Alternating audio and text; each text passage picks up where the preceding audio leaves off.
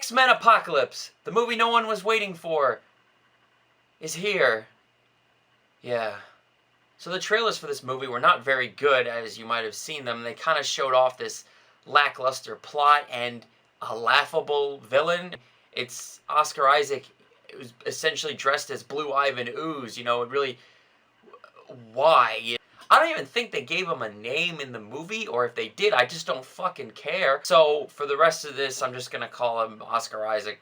He goes around recruiting the help of mutants that he thinks are strong. And his special powers seem to be turning people to sand. I don't see what was so threatening about him. He just kind of went around with these almost Shakespearean monologues. He's just like, my child, you're blind because you follow false leaders, you know, and he sounds like he's hamming it up. Oh my god.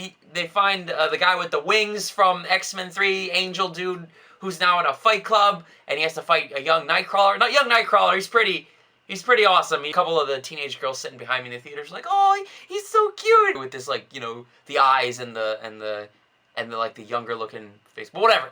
That's not the point. He was interesting to watch. There were a few good things about this film overall, but it just kept kind of going on this roller coaster of, you know, all this goofiness, and then it was grounded in reality. And then they went to the goofiness again. In no way does this film advance the X-Men storyline. It really doesn't. I mean, these are all just sort of prequels, right? That's another thing. The guy they cast as a young Cyclops, he was terrible. Oh my god. He just whined in this thing, and his love story with Jean Grey, who... Why did they make Sansa Stark Jean Grey? And she just kind of didn't do anything, and... God, I don't even... Alright, the plot. Jesus Christ. Oh yeah, Storm's in this movie, and she's terrible.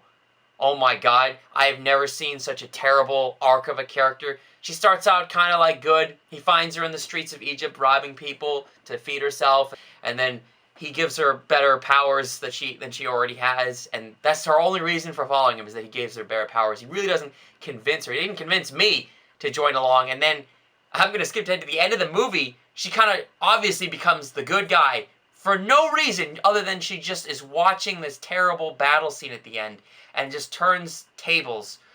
And lightning strikes Apocalypse. It just is dumb. You know, it's getting worse the more I'm talking about it. And I left the theater thinking, I was like, this isn't that bad. It's not offensively bad, it's just stupid and pointless.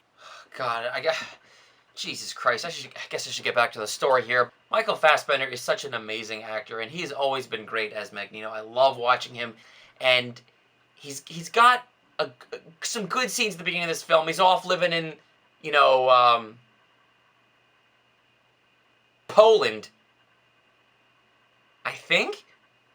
He's working at some steel factory, and he's got a wife and a daughter. So he's been out there for years just living the human life, you know. The movie's trying to make the point that he's living the way that Xavier always wanted him to be, you know, just not hurting other people, just living as a human, and he tries. And events happen in this movie that make him unable to try anymore. Yeah, so things happen, and he can no longer stay. The police come after him, and before he can really do damage, Oscar Isaac can somehow portal through, I guess, off-screen realms to come wherever he wants in the world. He seems to just teleport and like shapeshift the walls or the area, the circle, and he just walks in with his minions and his horsemen or whatever the fuck they are. Magneto's about to kill all these dudes at a steel mill, and Apocalypse randomly shows up. Magneto turns to him and he goes, "Who the fuck are you?" Just out of nowhere, who the fuck are you? He somehow convinces him to come along. How? Again, I'm not really sure. I've seen this movie and I don't understand. I kept hearing about press for this movie. Olivia Munn is cast as Psylocke. Olivia Munn as Psylocke, this coveted role of Psylocke. She's in the movie for 4 fucking minutes, not even... I still don't even know who she is. She didn't do anything, like one pink samurai sword and then a laser thing from her hand. I don't know. I just don't know. She wore a skin-tight outfit, and that was pretty much it. And I think that's what her character came down to, honestly. Oh my god, there was no reason for those people to follow Oscar Isaac. None at all. I'm still really not sure what his name in that movie was. It's gotta be Oscar Isaac. You know what? Quicksilver's in this movie. Quicksilver has the best scene in the film. just like Days of Future Past. They do the same scene again, where, you know, he goes super fast and he saves a bunch of people, but in this, it's great. It's a wonderful, much-needed departure. How it comes to where he needs to save people is an event that just doesn't even make any sense to begin with, because it involves Havoc, and, Havoc the mutant, not actual Havoc. I guess he does wreak havoc, but when it involves Havoc being able to blow something up that he shouldn't have been able to, I don't understand. Anyway, there's a big explosion, and Quicksilver comes in the nick of time and saves people, and it's awesome. Great scene. Seriously, though, for the first half of this film, I was kind of enjoying myself. I was like, oh, this is kind of goofy, this is kind of campy. The villain's pretty useless, but there's some funny moments. I'm kind of liking where this is going with James McAvoy. He had some great moments, and then the movie, as it was progressing, I started to see that nothing was really happening. This thing's way too long. This is a 2.5 hour film, and it feels 2.5 hours. Holy shit. Especially that last half hour. The finale of this movie is horrifyingly, despicably, stupidly dumb. It's not earned at all.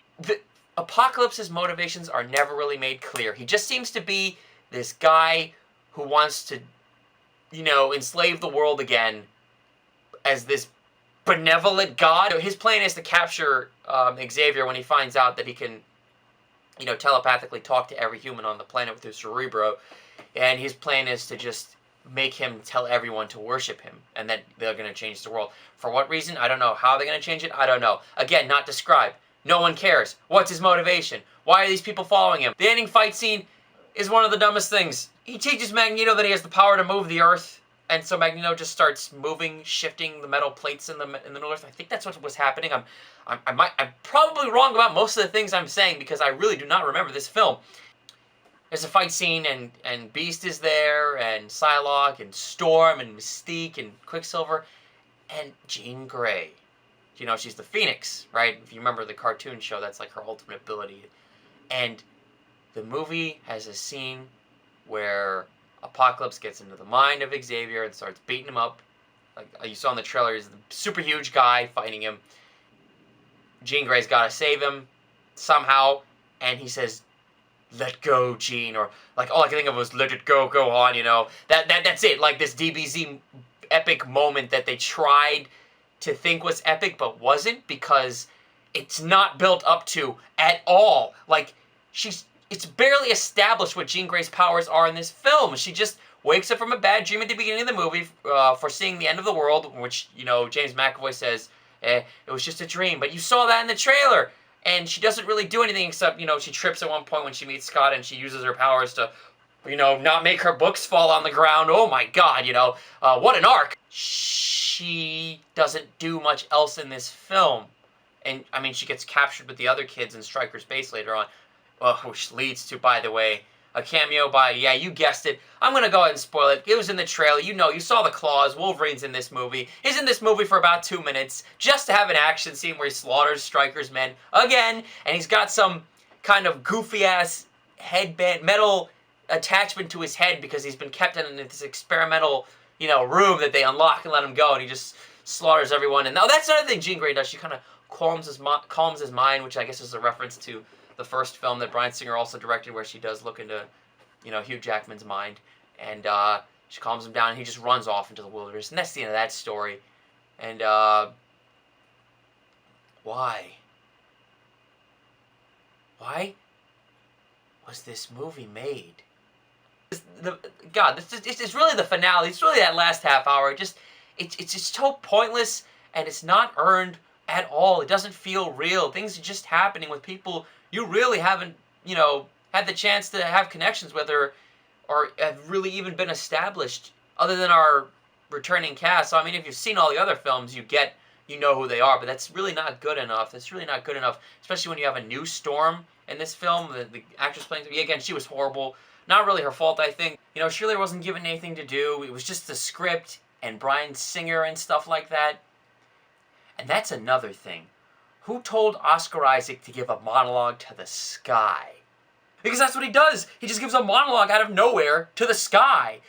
From the ashes of their world, we'll build a better one. You know, you've all seen the trailer. In every single trailer, he says that. And from the ashes of their world, we'll build a better one. when it finally gets to that scene in the movie, it's treated like an afterthought.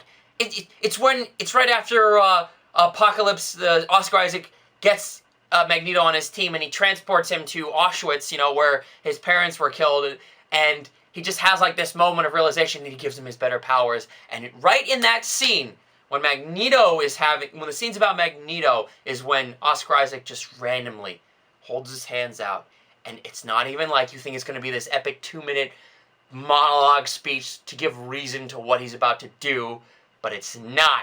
It's like 10 seconds long, and he goes, it's literally the line from the film, maybe one or two other sentences preceding it. That's it. We'll do this and this, and from the ashes of that world, we'll build a better one. And that's it. That's the end of the scene. I don't understand. And he says the word better like 4 or 5 times in this movie. Not just in that scene. He says it once there, and then other scenes. We'll build a better world. I'll make you a better one. A better one. Like, he just keeps saying the word better, you know? This is a $170 million movie production. They couldn't have written a better script? We'll burn it down, the production, and from the ashes, we'll write a better one. This would be more interesting in French. Et sur les cendres de leur monde, ensemble nous en bâtirons un meilleur. In fact, the whole movie would be better in French. Woo! Oh my god, I'm getting mad now, actually. It's just, yeah. This is one of those movies you see, and you're not immediately angry you've seen it. It's only when you've left the theater and people ask you about it, and after you've said, it was okay, and it wasn't that bad, and hey, Quicksilver scene was good, and then you really start to think about it, and then those thoughts dig deep into your subconscious, where all the hate is. The hate for the bad films.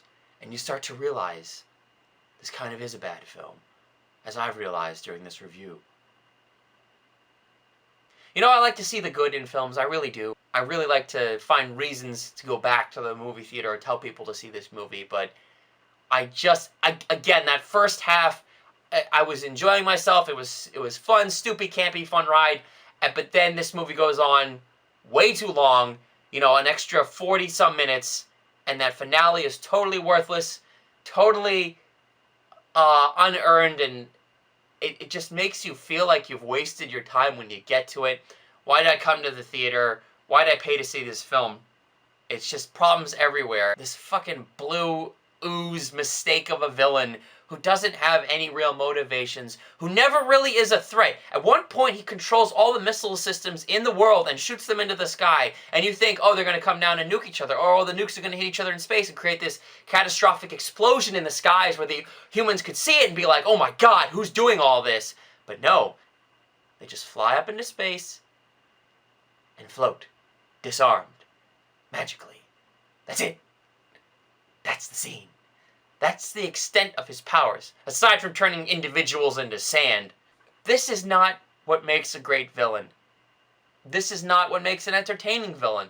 Oscar Isaac had no funny scenes. He had no interesting scenes. He had no terrifying scenes. He was just there to exist for this movie to pretend that it had a direction to go towards, because there's never really any danger, even when Xavier gets captured by him, you know he's going to be okay. But instead, it's all these characters having fake arcs, you know what I mean? They just kind of look one way, or they read a line in the script, they changed some performance in their eyes in one split second and completely changed for what they've been doing for the rest of the film. That's bullshit. That's cheating the audience. And Storm does this in the film. A bunch of the characters do it. They join Oscar Isaac for no reason, and then they rebel against him and fight him and betray him at the end for no reason. So there's no reason to watch this movie. And he's sort of easily beaten. They all, the whole group of the X-Men, Jean Grey, Magneto, Quicksilver, Beast, Storm, and Cyclops, they all kind of just blast him at the end. And it kills him. What was the problem? Why couldn't you have done that when you first saw him? A villain cannot be easily killed like that. He's not a villain then. He's just kind of a minion of somebody more powerful. It's just another prequel film in the trilogy of prequels that have been made. First Class, which was good. Days of Future Past, which was also good, and now this, not very good. Jennifer Lawrence, she's always been miscast as Mystique. She's always been miscast as Mystique. I like her. She's a good actress. She is not Mystique. She's been horrible since day one. When she looked in the mirror in First Class as a kid and said, "Why can't we just be ourselves?" Like, I cringed. I cringed at that whole performance of hers in all three of these movies. Really, she's just Jennifer Lawrence. She's not Mystique. The best Mystique is still Rebecca Romijn from the first three X-Men films. She was the best. And overall, this is probably one of the weaker X-Men movies. There have been some bad ones. There's been some great ones. This one's just kind of in the middle, I guess, but kind of even worse. Just the mediocrity, pointlessness of it all. X2, X-Men United, remains the best X-Men film. By far. Still the best one. And save this one for a rainy day, you know, if you're just bored and you want to laugh at the uselessness. Alright guys, what'd you think of X-Men Apocalypse? Let me know. I wonder if maybe there's something I missed, or if you agree or disagree with what I have to say. Cool? Go see Finding Dory instead. Go see it.